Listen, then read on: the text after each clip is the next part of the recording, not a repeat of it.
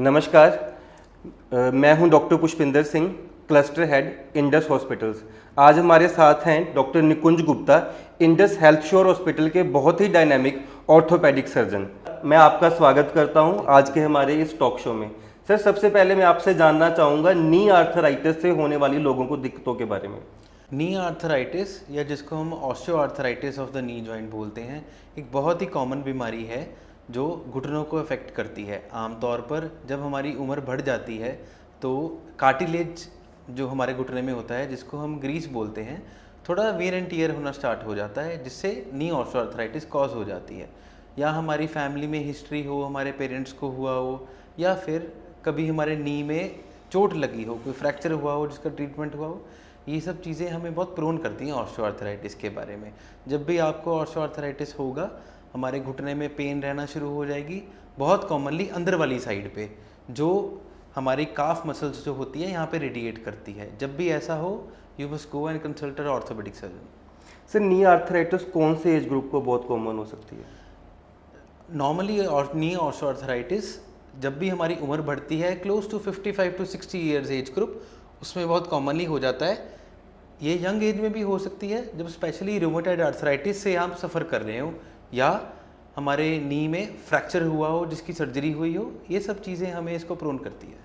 इसका treatment surgical है या मेडिकली मैनेज हम इसको कर सकते हैं? देखो, नी ऑस्टियो आर्थराइटिस के 4 ग्रेड्स होते हैं।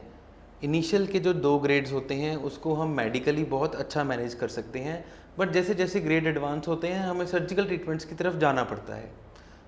अगर मेडिकल ट्रीटमेंट की हम बात करते हैं तो जब भी स्टार्टिंग में पेशेंट आता है, हम सबसे पहले उसको बोलते हैं कि आप अपना वज़न कम कीजिए। अगर आपका वज़न कम हो जाएगा, घुटने पे भार आना कम हो जाएगा, उसके साथ ही आपका 50% ऑफ द पेन चला जाएगा। दूसरा, आप अपने घुटने की ऑयलिंग रोज़ कीजिए। इतना सा स्टेप है जिसको हार्डली 30 सेकेंड्स नहीं लगते एंड आपकी लाइफ बहुत ईजी बना देगा। उसके बाद अगर हम हायर ग्रेड्स पे जाए, ग्रेड 3, ग्रेड 4 और आर्थराइटिस, उसमें कई बार हम इंजेक्शंस लगाते हैं ग्रीस बनाने के।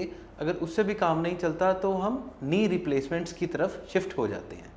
अब नी रिप्लेसमेंट इंडिया में अवेलेबल 2 तरह के होते हैं, unicondylar knee replacement and total knee replacement. Unicondylar knee replacement हम उनका करते हैं जिनका स्पेसिफिकली एक ही कंपार्टमेंट का आर्थराइटिस हो। अदरवाइज टोटल नी रिप्लेसमेंट, जिसमें हम पूरा घुटना चेंज कर देते हैं, इसके लिए पेशेंट को एडवोकेट किया जाता है। सर, मैं आपसे आगे जानना चाहता हूं कि टोटल नी रिप्लेसमेंट को हमें किस एज में करवाना चाहिए, या हम इसको कब तक डिले कर सकते हैं अपनी लाइफ में?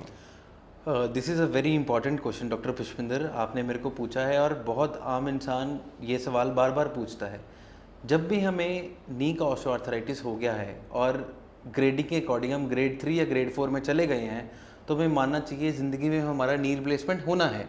और earlier the surgery done the good the results. जितनी जल्दी हम उसको करा लेंगे उतने ही बेटर हमें रिजल्ट्स मिलेंगे, और उतनी ही जल्दी हम फिजियोथेरेपी करके बैक टू नॉर्मल लाइफ आ पाएंगे। अगर हमारी उम्र इंक्रीज़ होती है, उसके साथ बहुत बीमारियां लगनी शुरू हो जाती हैं, है ना। अगर हमें नी आर्थराइटिस हो गया, हम चलना फिरना कम कर देंगे, उससे हमारे में ओबेसिटी आनी स्टार्ट हो जाती है। ओबेसिटी आ गई तो हार्ट की बीमारियां, लिवर की बीमारियां, लंग्स की बीमारियां, किडनी की बीमारियां लग जाती हैं। उसके बाद रिकवरी थोड़ी डिफ़िकल्ट हो जाती है। तो अगर आपको ऑस्टियो आर्थराइटिस है, वो ऑपरेशन के ग्रेड में हो गया है, तो earlier the surgery done the better it is. तो मतलब पेशेंट की जो लाइफ है वो काफ़ी बेटर हो जाती है? Yes, definitely. नी सर्जरीज ऐसी सर्जरी है कि आप इसको कराइए, life becomes very better. Sir, knee replacement के बारे में मैं ये जानना चाहूँगा कि अगर एक बार हमने टोटल नी रिप्लेसमेंट करवा लिया है तो उसका क्या लाइफ स्पैन है, और उसको दोबारा करवाने की ज़रूरत है या नहीं? डॉक्टर पुष्पिंदर, अगर नॉर्मली हम नी रिप्लेसमेंट जो करते हैं इंडियन सोसाइटी में 60 ईयर्स की एज पे करते हैं, एंड एक बार टीके सर्जरी हो गई, हमें 90% केसेस में दोबारा सर्जरी की ज़रूरत नहीं पड़ती है। हमारा पूरा लाइफ टाइम इसके साथ कवर हो सकता है।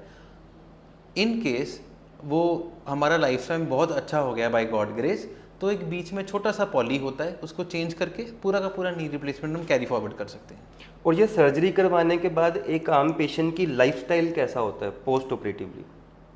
अगर हम कंपेयर करें कि ऑपरेशन कराने से पहले कैसा था और बाद में कैसा था, तो हम पेशेंट को डेफिनेटली कह सकते हैं बहुत ही सिग्निफिकेंट इम्प्रूवमेंट आएगा। पहले आप चलने में दिक्कत आ रही थी, बैठने में दिक्कत आ रही थी, हर चीज़ करने में चल नहीं पा रहे थे प्रॉपर। अब नी रिप्लेसमेंट कराने के बाद प्रॉपर फिजियोथेरेपी प्रोटोकॉल के साथ आप बैक टू नॉर्मल लाइफ अपने आ सकते हैं। सर नी रिप्लेसमेंट के बाद फिजियोथेरेपी का क्या रोल है?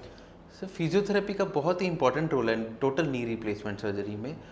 जब हम अच्छी सर्जरी कर देते हैं उसके बाद थोड़ी स्टिफनेस आ जाती है नी जॉइंट में, उसको वापस से अपने नॉर्मल में आने के लिए physiotherapy plays a very important role. Proper physiotherapy protocol जो नी रिप्लेसमेंट के बाद होता है, अगर आप फॉलो करेंगे तो please be patient, you will come back to normal life. मैं आपसे ये जानना चाहूँगा, नी रिप्लेसमेंट के बाद जो पेन किलर्स हैं वो क्या हमें सारी उम्र खानी पड़ती हैं, पूरी अपनी लाइफ टर्म में खानी पड़ती हैं, या वो पहले बंद हो जाती हैं? Good question. पेन किलर्स हम तब खाते हैं जब हमें नी ऑस्टियोआर्थराइटिस होता है और हम उससे लड़ रहे होते हैं कि हमें नी रिप्लेसमेंट नहीं कराना। हमने एक बार नी रिप्लेसमेंट करा लिया, उसके बाद नॉर्मली 10 to 15 डेज़ मैक्सिमम हमें ज़रूरत पड़ती है, उसके बाद things start to get normal and आपको पेन किलर नहीं खाना पड़ता है। Thank you so much sir.